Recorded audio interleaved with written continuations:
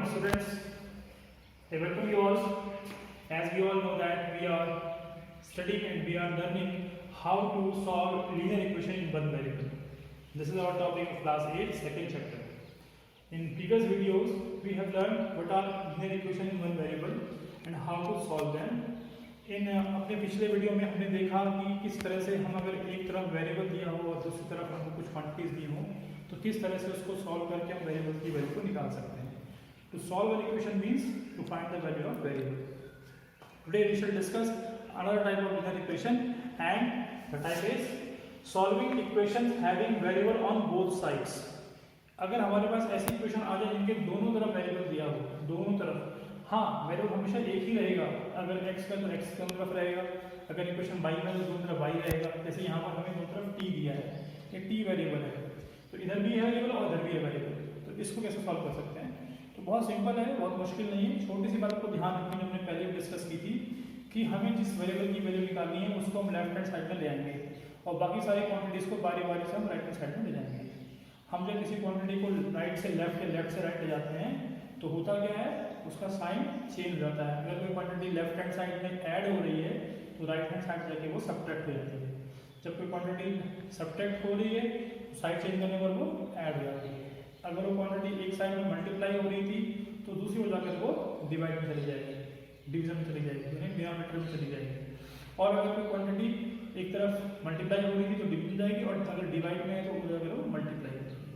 तो हमने पिछले वीडियो में भी देखा था और समझा था. आज एक बार फिर से समझते हैं इसको इस क्वेश्चन के जरिए. ये क्वेश्चन हमारी एक्सरसाइज 2.3 का सेकंड क्वेश्चन है, फर्स्ट पार्ट है. 5t - 3 = 3t - 5. Now look here, this is a variable t, this is another variable t.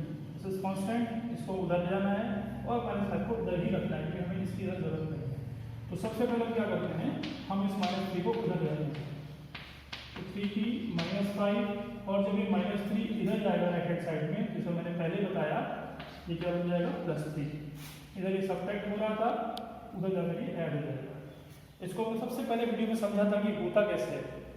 ये ऐसे होता है कि मुझे ये -3 यहाँ से हटाना है, तो मैं क्या करूँगा, इसमें +3 करूँगा. तो क्या हो जाएगा, ये -3 + 3 क्योंकि 0 बन जाएगा, यानी 3 गायब हो जाएगा. अब क्योंकि मैंने इक्वेशन के एक साइड में +3 किया तो मुझे दूसरी तरफ भी +3 करना पड़ेगा. किसी इक्वेशन को बैलेंस रखने के लिए दोनों तरफ सेम ऑपरेशन करेंगे. इधर भी +3 किया, उधर भी +3 किया. इधर +3 करने से क्या हुआ, ये जो -3 है +3 इसको कैंसिल कर देगा. तो ये क्या बन जाएगा 5t और इधर बन जाएगा 3t - 5 + 3. तो ये ऐसे होता है, लेकिन जनरली हम इसे क्या करते हैं कि -3 उधर जाएगा तो +3 बन जाएगा, इसका साइन कन्वर्ट हो जाएगा. कैसे होता है वो यहाँ से समझा, इसको भी आपको ध्यान रखना है. ना अब ये देखिए, ये -5 + 3. अब हमें इस 3t को इधर लाना है. अब इस 3t को जब इधर लाएंगे तो इसका साइन क्या है, साइन हमेशा क्वांटिटी से पहले जो होता है उसको देखते हैं. इस जैसे इस 5 से पहले माइनस है, इस 3 से पहले प्लस है, इस 3t से पहले क्या है, इस 3t से पहले कुछ नहीं है तो इसको हम प्लस देते हैं. तो इधर क्या बन जाएगा माइनस. ये 3t इसके पहले कोई साइन नहीं है तो ये पॉजिटिव क्वांटिटी. आमतौर पर हम जो भी हमने पढ़े हैं इंटीजर्स 7th क्लास में, तो पॉजिटिव इंटीजर होते हैं 0 के इस तरफ वाले 1 2 3 4. आमतौर पे इनका हम प्लस नहीं लगाते हैं, लेकिन जो नेगेटिव क्वांटिटी होती है सब पे हम क्या लगाते हैं, माइनस लगाते हैं. अगर किसी नंबर पे कोई साइन नहीं है इट मींस वो पॉजिटिव इंटीजर है, पॉजिटिव नंबर है. तो 3t कैसा है, पॉजिटिव. लेकिन जब इधर आएगा तो क्या बन जाएगा वो -3t. और इधर क्या होगा -5 + 3. अब ये 5t - 3t दोनों लाइक टर्म्स हो गए. तो 5 - 3 कितना हो जाएगा 2t. एक मैदान में 5 घोड़े खड़े थे, वहां से 3 घोड़े चले गए, कितने घोड़े बचे, 2 घोड़े बचे. 5t - 3t is 2t and -5 + 3 is -2. हम सभी को पता है बिकॉज माइनस का है 5 और प्लस का है 3. दोनों क्वांटिटी कैसी हैं, अपोजिट साइन में है. क्या करते हैं इसके लिए हम लोग उनका डिफरेंस निकाल लेते हैं. डिफरेंस 2 निकलेगा और उसके पहले उस नंबर का साइन लगाते हैं जो नंबर बड़ा हो. तो बड़ा कौन है 5, उसका साइन क्या है माइनस, आंसर क्या है -2. अब ये 2 हमें नहीं चाहिए, हमें केवल t चाहिए, तो इस 2 को इधर ले जाएंगे. अब ये 2 क्या है, इधर मल्टीप्लाई हो रहा है तो उधर जाकर क्या बनेगा वो -2/2. तो -2/2 डिवाइड किया जाता है, आंसर कितना आएगा -1। t इज इक्वल टू -1 की जगह आंसर, यहाँ पर हमारा आंसर क्या है, t इज इक्वल टू -1। अब अगर इसको मैं वेरीफाई करना हो तो हम इक्वेशन में इसको रख सकते हैं। कैसे वेरीफाई कर सकते हैं, अगर t is equal to -1 left hand side रखने पर और राइट हैंड साइड रखने पर दोनों ओर से एक ही वैल्यू आए तो हमारा जो इक्वेशन है बिल्कुल सही है। 14 t is equal to -1 in LHS। तो व्हाट इज LHS, 5t - 3, तो 5 × -1 -3, t कितना हो गया -1, तो 5 1 जा 5 प्लस इंटू माइनस माइनस होता है -3, कितना बना -8, ठीक है, -8 बन गया। अब लेते हैं राइट हैंड साइड, तो RHS कितना है 3t - 5, तो 3 × -1, 3 × -1, देखो t कितना निकला -1 निकला, -5, 3 × 1 3, 3 1 3 और माइनस का 3, यहाँ से माइनस का 5, यहाँ से कितना आ गया -8, तो ये भी -8 है, ये भी -8 है, तो दोनों ओर से हमारे आंसर सही आ रहे हैं। इसका मतलब t इज इक्वल टू -1 के लिए left hand side is equal to right hand side, it means our answer is correct, हमारा उत्तर कैसा है, सही है। इसको वेरिफिकेशन करने के लिए अगर पूछा गया तो ही आप करिए, नहीं तो आप इसको रफ में चेक कर सकते हैं अपने क्वेश्चन में कि हमारा आंसर सही आ रहा है कि नहीं आ रहा है। मैं आपको सलाह दूंगा कि हमेशा इक्वेशन को सॉल्व करने के बाद वेरिएबल की वैल्यू को इक्वेशन में रखना चाहिए और ये देखना चाहिए कि हमारा आंसर ठीक है नहीं, अगर ठीक नहीं है तो हम ठीक कर सकते हैं उसको। This is another question of this type where we have variable on both side of the equation, इधर भी वेरिएबल है और इधर भी वेरिएबल है और सेम ही वेरिएबल दोनों तरफ है y, क्योंकि हम बात कर रहे हैं लीनियर इक्वेशन वन वेरिएबल की, तो वन वेरिएबल y दोनों तरफ है। तो मैंने इससे पहले बताया आपको वेरिएबल को लेफ्ट हैंड साइड में ले आइए, बाकी क्वांटिटीज को राइट हैंड साइड में ले आइए। तो हम क्या करेंगे, इस y को इधर से इधर लाएंगे, from right hand side to left hand side, here it is negative, subtracting, यहाँ सब्ट्रैक्ट हो रही है, यहाँ पे क्या हो जाएगी ऐड, और 26/3 अपनी जगह रहेगा। अब इस 5/3 को उधर ले जाएंगे तो क्या हो जाएगा, ये -5/3, ये +5/3 रहा, बना के -5/3, 2y + y 3y। और देखिए यहाँ पर दो फ्रैक्शन है, दोनों का डिनोमिनेटर सेम है, आपने फ्रैक्शन सीखे हैं तो कोई मुश्किल नहीं है। 26 - 5, हमने क्या सीखा है कि अगर डिनोमिनेटर सेम हो तो फ्रैक्शन को ऐड करते वक्त या सब्ट्रैक्ट करते वक्त उनके न्यूमरेटर को ऐड या सब्ट्रैक्ट कर सकते हैं। तो 26 - 5 कितना हो गया 21/3, तो y इज इक्वल टू 21/3 था हमारे पास पहले से, अभी 3 इधर ले गए हम लोग, जब 3 मल्टीप्लाई होगा तो यहाँ कहाँ पहुँच जाएगा, ये डिवीजन में पहुँच जाएगा, 1/3 बन जाएगा, या इस 3 को हम यहाँ भी लिखते हैं 3 इस तरह से, ठीक। अभी क्या हो गया 3 1 3, 3 7 21, तो y is equal to 7/3, this is our answer, ये हमारा आंसर हो गया। आपने देखा मेन बात क्या है, मेन बात ये है कि जो वेरिएबल है उसको हमें लेफ्ट हैंड साइड पे लेकर आना है और बाकी क्वांटिटीज को राइट हैंड साइड पे ले आना है, हमें वेरिएबल ही चाहिए, उसकी वैल्यू निकालनी है। तो इसको हम करेंगे, जब हम ट्रांसपोज करते हैं क्वांटिटीज को from left hand side to right hand side, आपको ध्यान क्या रखना है, ध्यान रखना है साइन का, कि प्लस जाके माइनस हो जाएगा, माइनस जाके प्लस हो जाएगा, अगर इनटू हो रहा है तो डिवाइड में पहुंच जाएगा और डिवाइड हो रहा है तो वो इनटू हो जाएगा, इसका ध्यान रखना है, बाकी चीज़ मुश्किल नहीं है। So I hope that you will solve other questions of exercise 2.3 by your own. You can take help from examples also. बहुत आसान है इनको सॉल्व करना, आप थोड़ा एग्जाम्पल्स को देखिए, आप कर लेंगे। अगर कोई क्वेश्चन आपको समझ में नहीं आता है you can ask us. Now we will discuss, we will proceed further in our next exercise. Next exercise is about application of this concept. Now now we have some problems and we have to solve those problems with the help of linear equations with one variable. Look at this problem. This is exercise 2.4 and question number 3. The question is sum of digit of 2-digit number is 9. Sum of digits of a 2-digit number is 9. When we interchange the digits, it is found that the resulting new number is greater than the original number by 27. What is the 2-digit number? अब एक बात का ध्यान रखिए हमेशा, जब भी word problem पढ़ते हैं तो उस स्टेटमेंट्स को बहुत ध्यान से पढ़िए और पढ़ते पढ़ते ही समझने का प्रयास कीजिए। आपको अगर एक बार समझ नहीं आती, आप 2 बार पढ़िए, 3 बार पढ़िए, 4 बार पढ़िए। आजकल आपके पास बहुत समय, तो आप कितनी बार भी पढ़ सकते हैं। जब तक आपको स्टेटमेंट समझ में नहीं आएंगी आप इक्वेशन को नहीं बना सकते। तो स्टेटमेंट्स को जरूर समझिए, और अगर आप 2-3 बार पढ़ेंगे तो आपको स्टेटमेंट समझ में आ जाएंगे। Now question is about sum. हमें निकालना क्या है, what is the 2 digit number. हमें एक ऐसा नंबर निकालना है जिसकी डिजिट हमें नहीं मालूम है और वो 2 डिजिट का नंबर है, लेकिन उन डिजिट्स के बीच का रिलेशन दिया हुआ है और कुछ कंडीशन और दी हुई है। तो हम बारी बारी से उन कंडीशंस को, रिलेशंस को समझते हैं। सबसे पहले what is the 2 digit number. एक 2 डिजिट नंबर का जनरल फॉर्म क्या होगा। कोई भी 2 डिजिट नंबर ले लीजिए, सपोज हम लेते हैं 74। ये एक 2 डिजिट नंबर है। नाउ इस नंबर में 2 डिजिट हैं, एक 7 एक 4। ये 4 की प्लेस वैल्यू क्या है, किस प्लेस पर आया, 4 1 प्लेस पर आया, और 7 आया 10 प्लेस पर। तो इस 74 को हम लिख सकते हैं 70 + 4। ओके, 70 + 4, या फिर इसको मैं लिख सकता हूं 70 × 10 + 4। इसकी प्लेस 1, इसकी प्लेस 10। तो इसको मैंने लिखा 7 × 10 + 4, that is 70 + 4, that is 74. Now let us take a number where at 1 digit is 3, at 4 digit, at 10 digit it is 4. एक ऐसा नंबर इसकी 1 प्लेस पे 3 है और 10 प्लेस पे क्या 4 है। तो इसको भी क्या लिख सकता हूँ, नंबर क्या बना 43। इट मीन्स 40 + 3 और 10 × 4 + 3, 10 × 4 + 3। ये 4 क्या है, वो डिजिट है जो 10 प्लेस पर आई, ये वो डिजिट है जो 1 प्लेस पर आई।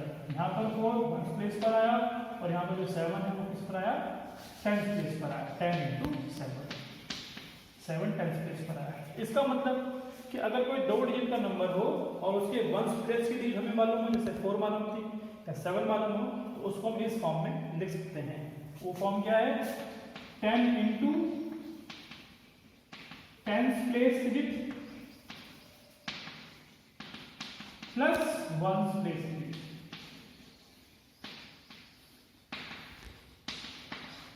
ये एक जनरल फॉर्म है 2 डिजिट नंबर का।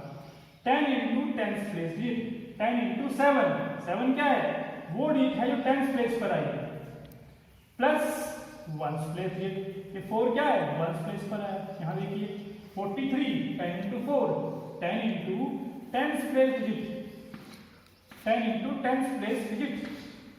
10 प्लेस पे क्या आया, 4 आया, प्लस 1 प्लेस डिजिट, 1 प्लेस पे क्या आया, 3 आया। तो in general we can say that we can write a 2 digit number in this form, 10 × 10 place digit plus 1 place digit. अब इस क्वेश्चन को लेते हैं वापस। इसमें क्या कहा गया है कि एक 2 डिजिट नंबर है जिसके डिजिट्स का सम 9 है। तो सबसे पहले हम ये मान लेते हैं कि हमारे पास जो 2 डिजिट नंबर है वो किन डिजिट से बना है। वो बना है, लेट द नंबर या digit at 1's place is x. 1's place पे कौन आया है, x, and at 10th place it is y.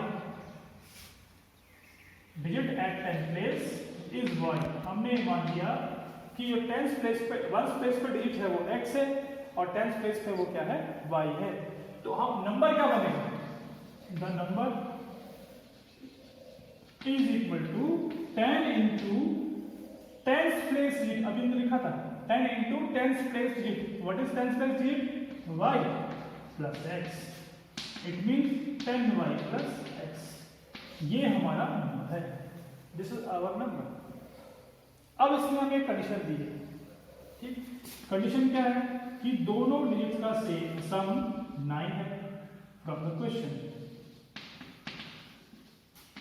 x plus y is equal to 9, so y is equal to 9 minus x। x plus y 9 है तो y कितना हो जाएगा, 9 minus x। then the number is equal to 10 × 9 minus x plus x। तो हमारा number ये बन जाएगा। अभी इसको हम बाद में करेंगे। अभी देखिए यहां से हमें क्या मिली, y की वैल्यू x से करने मिली यहां से। एक कंडीशन हमें यहां से मिली, तो उसने कहा कि 2 डिजिट का सम 9। अब वो क्या कह रहा है, यहां देखिए, एक तो ये हो गई sum of digits of 2 digit number is 9। When we interchange the digits, it is found that resulting new number is greater than the original number। अगर हम नंबर्स के जो प्लेस हैं वो इंटरचेंज कर दें, यानी जो डिजिट 1 प्लेस पर आई है उसको 10 प्लेस पे ले आए, जो डिजिट 10 प्लेस पर आई है उसको 1 प्लेस पे ले जाएं, तो क्या होता है, तो एक कंडीशन बनती है कि जो नया नंबर बनेगा वो पिछले नंबर से 27 ज्यादा है। It is found that the resulting new number is greater than the original number. This is original number. When we interchange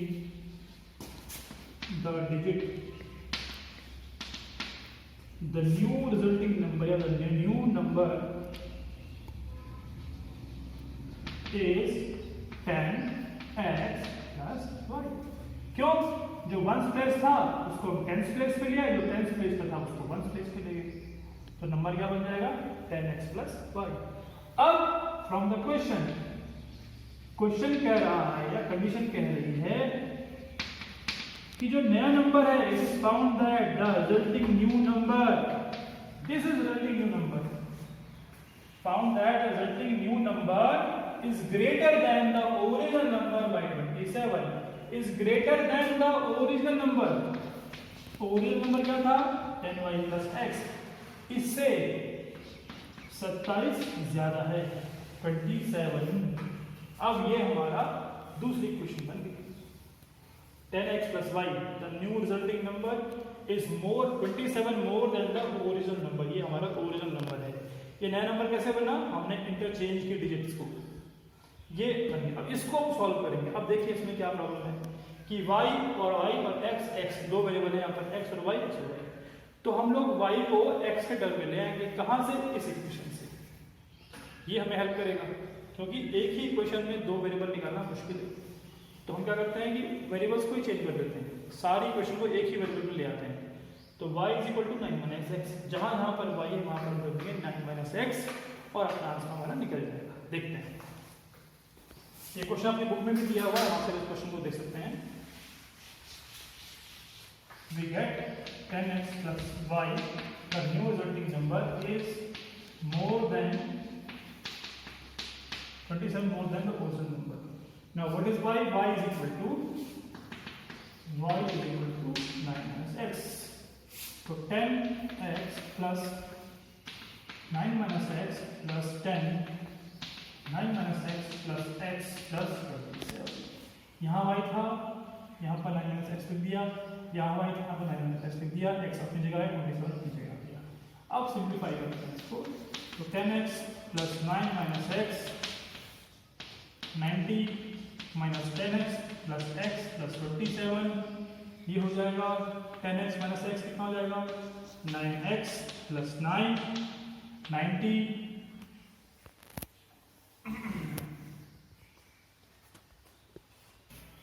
now this is 10x 9 minus x plus 10 into 9 90 minus 10x plus x plus 7, 10x minus 9x is 9x plus 9, 90 plus 27 is 170 minus 9x, because minus 10x plus x will become minus 9x। ये minus का है plus का है तो subtract करेंगे और minus में आ जाएगा। अब क्या करना है, सारे वैल्यू इस साइड लाइए, 9x इस माइनस 9x को इधर लाइए तो क्या बन जाएगा प्लस 9x, 170 इस प्लस 9 को उधर ले जाइए क्या बन जाएगा माइनस 9 प्लस 9 18x। एक मतलब में 9 घोड़े खड़े हैं, 9 घोड़े और आगे कितने घोड़े हो गए 18 घोड़े हो गए, 9x plus 9x 18x 18x, और ये बन जाएगा 108 because 117 minus 9 is 108, so x is equal to 108 upon 18। okay, 108 upon 18 because 18 was multiplying with x, so यहाँ जाएगा तो क्या हो जाएगा डिवाइड हो जाएगा तो हो जाएगा 6, x is equal to 6, 18 1 by 18, 18 6 is 108, So x is equal to 6. Now put this value here.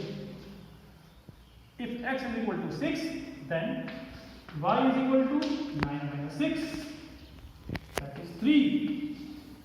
So our required number is equal to 10 into y plus x. यहाँ पर हम y x की हमारा क्वेश्चन नंबर में क्या माना था, 10y plus x माना था, तो y कितना आया, y आया 3, यहाँ से 9 minus x किया, x 6 आया था, 9 minus 6. Hasan buys two kinds of cloth material for school uniform. The shirt material that costs him rupees 50 per meter and trouser material that costs him rupees 90 per meter. For every 3 meter of shirt material, he buys 2 meter of trouser material. He sells the material at 12% and 10% profit.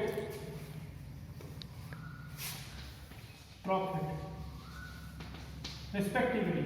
So profit हुआ. The total sale is rupees 36,600. How much trouser material did he buy? How much trouser material did he buy? हमें ये बताना है कि उसने trouser material कितना खरीदा. अब क्वेश्चन को समझिए. हसन एक शॉपकीपर है जो कपड़े बेचता है. वो दो तरह के कपड़े खरीदता है. एक लेता है वो शर्ट मटेरियल, ऐसा कपड़ा शर्ट भी यूज होता है, और एक लेता है वो ट्राउजर मटेरियल. शर्ट मटेरियल जो प्राइस है वो 50 रुपीज पर मीटर है, और जो ट्राउजर मटेरियल प्राइस वो कितना है, 90 रुपीज पर मीटर. तो शर्ट मटेरियल का प्राइस पता है लेकिन क्वांटिटी नहीं पता कितना खरीदा उसने. ऐसे ही ट्राउजर मटेरियल का प्राइस पता है लेकिन क्वांटिटी नहीं पता है. लेकिन क्या पता है कि अगर वो 3 मीटर शर्ट मटेरियल ले रहा है, 3 मीटर शर्ट मटेरियल ले रहा है, तो ट्राउजर कितना लेगा, वो 2 मीटर लेगा. For every 3 metre of shirt material he buys 2 metre of trouser material. ये जो पार्ट है बहुत इंपॉर्टेंट पार्ट, समझिए आप इसको, कि अगर 3 मीटर शर्ट मटेरियल लेगा तो ट्राउजर कितना लेगा, 2 मीटर लेगा. तो रेशियो क्या हो गया, 3:2 होता हो गया. इसका डबल कर दीजिए. अगर 6 मीटर शर्ट मटेरियल लिया तो ये कितना लेगा, 4 मीटर लेगा, क्योंकि अगर आप इसको डिवाइड करेंगे तो आपको 3:2 मिलेगा. अब इसको 4 में कर दीजिए. अगर वो 12 मीटर शर्ट मटेरियल लेगा तो ट्राउजर मटेरियल कितना लेगा, 8. क्यों, उसको आप डिवाइड करें कितना मिलेगा आपको, 4 to 12, 4 to 8 मिलेगा. तो ये रेशियो है शर्ट मटेरियल और ट्राउजर मटेरियल का रेशियो है. शर्ट मटेरियल तो अगर 3 मीटर शर्ट मटेरियल ले रहा है तो 2 मीटर क्या लेगा, वो ट्राउजर मटेरियल लेगा. अब इस रेशियो में बढ़ाते रहे तो भी रेशियो चेंज नहीं होगा. तो देख लेते हैं. तो पहले मान लेते हैं, let the shirt material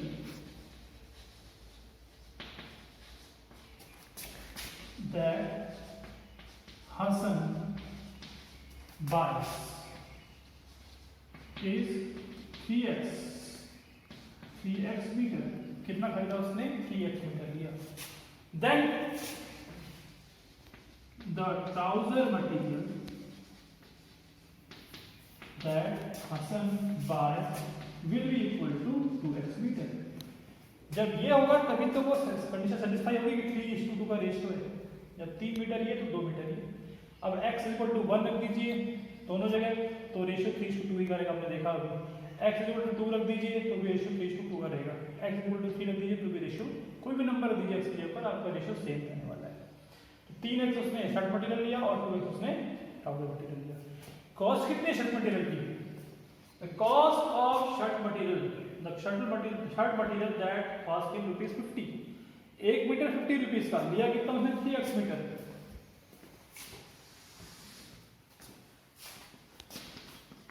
total cost of shirt material at the rate ₹50 per metre कितनी हो जाएगी, 1 का 50 तो 3x का इतना रुपये हो जाएगा. That is equal to ₹106. अभी x नहीं पता है. Similarly total cost of trouser material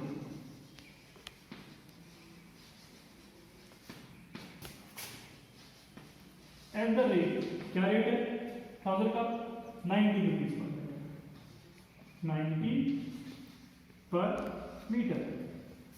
ये हो जाएगा क्योंकि हमने कितना मटेरियल लिया है, 2x मटेरियल लिया है इंटू रुपीज 90, तो ये बनेगा रुपीज 150x।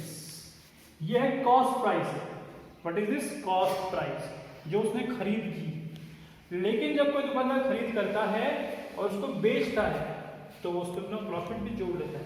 तो सेलिंग प्राइस, अगर प्रॉफिट कमाना है, जो सेलिंग प्राइस होगी हमेशा कॉस्ट प्राइस से ज्यादा होगी। ये बता रहा है question that he sells the material, selling price आ गया at 12% profit and 10% profit respectively। उसने दोनों में प्रॉफिट कमाया, 12% कमाया उसने किसमें, शर्ट में, और 10% कमाया किसमें, ट्राउजर में। 12% जो कमाया पैसा, किसका 12% कमाया, द कॉस्ट प्राइस का 12% कमाया और वो उसका प्रॉफिट हुआ। तो हम क्या निकालेंगे, पहले शर्ट मटेरियल पे कितना प्रॉफिट कमाया, हम निकालेंगे उसका profit, amount of profit that he earn on shirt. Now profit amount on shirt कितना होगा, शर्ट का कॉस्ट प्राइस क्या है, रुपीज 150, इसका 12%, या इसको हम ऐसे लिख सकते हैं 12% of rupees 150 that will be equal to this upon 100।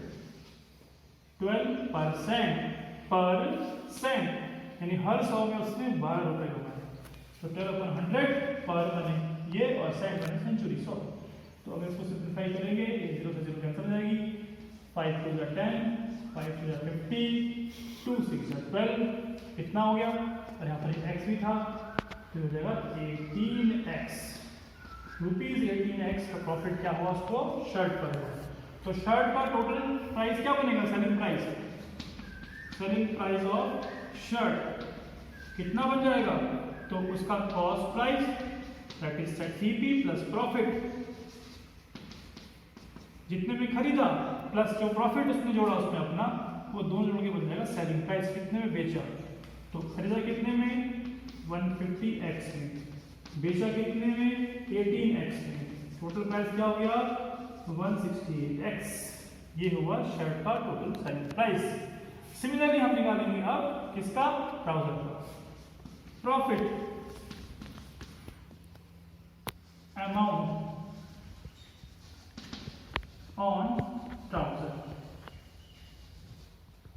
तो प्रॉफिट अमाउंट ट्राउजर पे कितना हुआ, उस पे कितना उसने प्रॉफिट लिया, 10% प्रॉफिट लिया, ट्राउजर पे कितना प्रॉफिट लिया 10%, तो 10% of cost price of trouser, what was the cost price, rupees 180x, इसका 10% कितना निकलेगा, ये आसान निकालना, 10/100 इंटू 180x, 0 से 0 कैंसिल, 10 से 10 कैंसिल हो गया, इज 18x रुपीज, कितना निकला 18x रुपीज। तो इसका जो सेलिंग प्राइस है वो कितना रहेगा, selling price of trouser is, शुरू में कितना था कॉस्ट प्राइस 180 प्लस 18x, कितना हो गया 198x। ये निकला सेलिंग प्राइस ऑफ ट्राउजर, यानी कि उसने इतने रुपए के ट्राउजर बेचे और इतने रुपए के उसने शर्ट बेचे, तो इन दोनों को जब जोड़ देंगे तो टोटल सेल निकल जाएगी उसकी, टोटल सेल कितनी हुई, जो बिक्री कितनी हुई, selling price of shirt, selling price of trouser. इतने की उसने ट्राउजर बेचा रुपीज 198 का एक्स्ट्रा, और इतने का उसने शर्ट बेचा, दोनों चीज उसने बेची, तो टोटल सेल कितनी हुई उसकी, टोटल सेल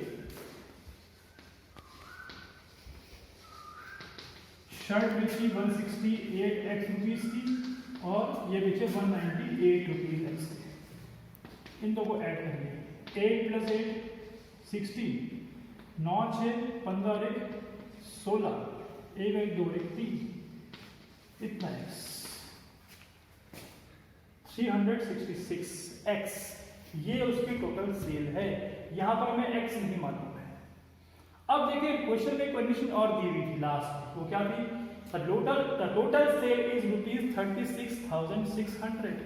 उसकी टोटल सेल कितनी हुई इन रुपीज में, ये, और हमने कितनी निकाली, ये। इसका मतलब ये और ये दोनों क्या निकलेंगे? सेम निकलेंगे। ये और ये दोनों क्या हुए? सेम हो गए, क्योंकि वो कह रहा टोटल सेल इतनी है और हमने अभी इतनी निकाली। इसका मतलब ये क्वांटिटी और ये क्वांटिटी सेम है। फ्रॉम द क्वेश्चन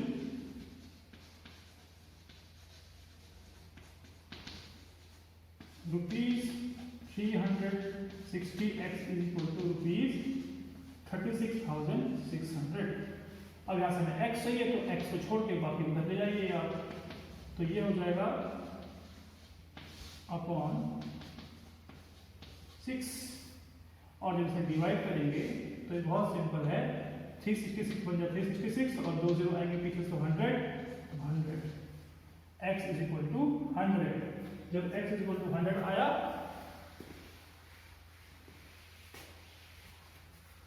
जो पूछा था उसने, हमने शर्ट कितनी ली थी? 3x, ट्राउजर कितने लिया था? 2x,